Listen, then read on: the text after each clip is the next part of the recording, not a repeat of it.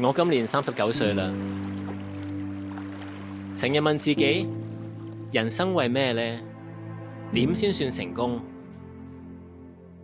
望返轉頭，已經行咗好遠，搵到錢，有事業，有樓，有車，有小朋友，但每日返工返到攰，返到屋企，除咗食飯、做家務、湊仔撳手機，仲有啲咩呢？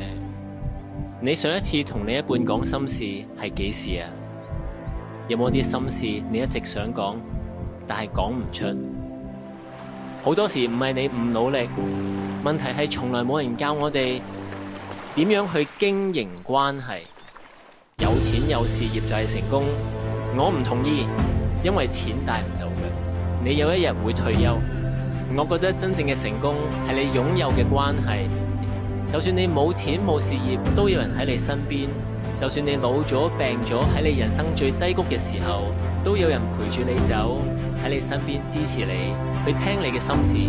因為你唔需要證明啲咩，都可以做最真實嘅自己。健身要教練，做生意要策略，感情關係都要有方法，而方法係可以學嘅。我都試過迷失，試過跌低，但最後都揾到方法，揾到幸福。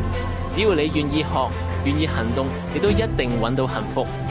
我創立 Jove Company 就係將呢套方法分享出嚟，令更多香港人可以感受到 joy and love。凝聚一班追求幸福嘅人，一齊學習，一齊成長。我仲會邀請唔同嘉賓同你分享感情同成長嘅故事。如果你都渴望幸福，就訂閱呢個頻道，加入我哋，一齊令你嘅人生多啲愛，多啲精彩。